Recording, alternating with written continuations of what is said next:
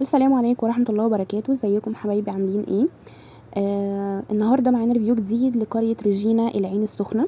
قرية من القرى الهادية جدا، فيها خصوصية غير عادية، فيها هدوء، فيها استجمام للناس اللي بتحب الهدوء وحابة الاستجمام.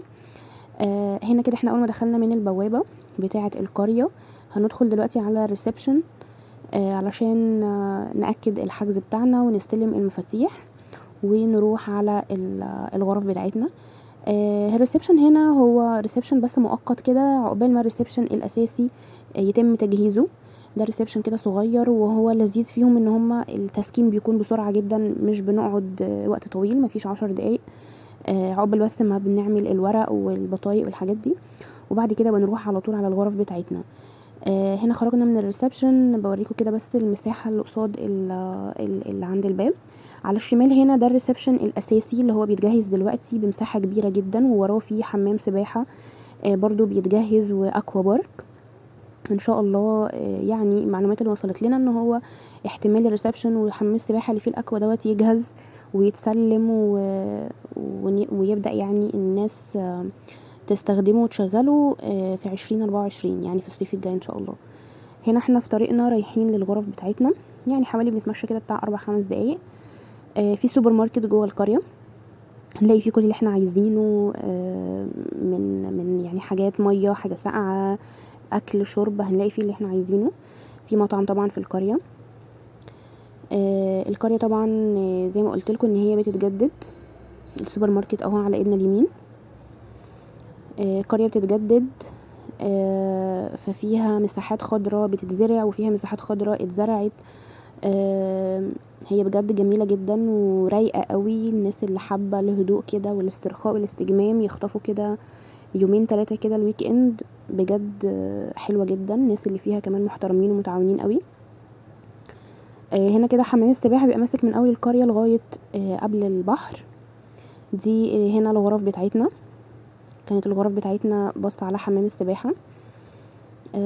هي عبارة عن أوضة، صالة، والأوضة الصالة فيها الكنبة وترابيزة وكراسي وتلفزيون وتلاجة، مساحتها حلوة جدا. بعد كده في طرقة كده صغيرة بندخل نلاقي أوضة النوم. الغرفة دي ممكن يعني تنفع لسنجل وتنفع لدبل. دولاب حلو كبير، والسرير كبير 160، ومراية. بعد كده في التويلت، وفي حوض خارجي بره علشان خاطر لو محتاجين مية عشان الكاتل وكده. في كاتل، في مجات. دي الغرفة التانية نفس الشكل برضو، يعني مش مختلفة كتير عنها. هم دول الغرفتين احنا كنا واخدينهم. برضو بيبقى في الصالة تلفزيون، في تكييف في الصالة وفي تكييف في الأوضة، ده أساسي. تلاجة، دولاب، برضو حوض بره الحمام، وغير الحوض اللي بيبقى جوه في الحمام طبعا. حلوة قوي مساحة الأوضة سواء سنجل أو دبل، حلوة مريحة. كمان في فرش، في مخدات، في مشمعات، لو محتاجين أي حاجة بنلاقيها. بيوفروا صابون وشامبو ومناديل، فوط، كل الحاجات دي بتكون موجودة. يعني احنا دوب بنروح ناخد معانا هدومنا وخلاص. المية يعني تعتبر كويسة، مش وحشة قوي، بس أنا بصراحة كنت بجيب مية معدنية. هنا الفيو بتاع الغرف، قصاد الغرف بتاعتنا على طول، ده الفيو بتاعها على طول. في وشنا كده حمام السباحة والمطعم، هو مطعم واحد بس. بيقدموا مأكولات حلوة جدا ومتنوعة. هنا كده انا واقفة قدام عند الغرفة، هوريكم دلوقتي المسافة ما بين الغرفة لغاية البحر، ماشية حوالي 3 دقايق. اهو البحر اهو الازرق ده اللي في النص. ما شاء الله، شط والرملة والبحر جميل جدا. الشاطئ رملي بس في كده ممكن شوية صخور بسيطة كده، هوريها لكم برضو. ده حمام السباحة وده المطعم. حمام السباحة واخد من اول القرية لغاية يعتبر قبل البحر كده بحاجة بسيطة. هو حتة واحدة بس، يعني حمام السباحة هو واحد بس متقسم لأطوال. دلوقتي هنتمشى كده نروح لغاية اوريكم البحر والشط. بجد هي ممكن تكون يعني زي ما قلت لكم كده، هي القرية عشان لسه بتتجدد وبتتوضى وبيتزرع فيها عشان يكون فيها مساحات خضراء كتيرة قوي قصاد الشاليهات وقصاد الغرف.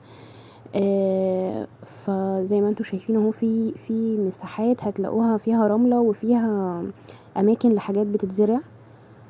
فزي ما قلت لكم هي بس ايه لسه بتتوضب وبتتجهز شوية كده بس، وهتبقى فعلا شكلها في حتة تانية خالص. رايقة كده، وبجد انا روحتها مرتين وخلاص، هي دي بقت وجهتي. يعني انا روحت اماكن تانية في السخنة بس الصراحة دي حبيتها اكتر حاجة عشان الهدوء بتاعها.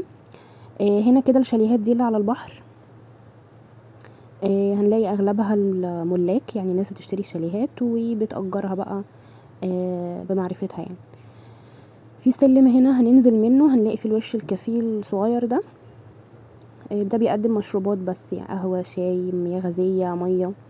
مساحة الشط كبيرة جدا وجميلة قوي، وبجد فعلا هدوء القرية يخلي فعلا اللي عايز يجي كده يستجم ويسترخي فعلا قرية ريجينا.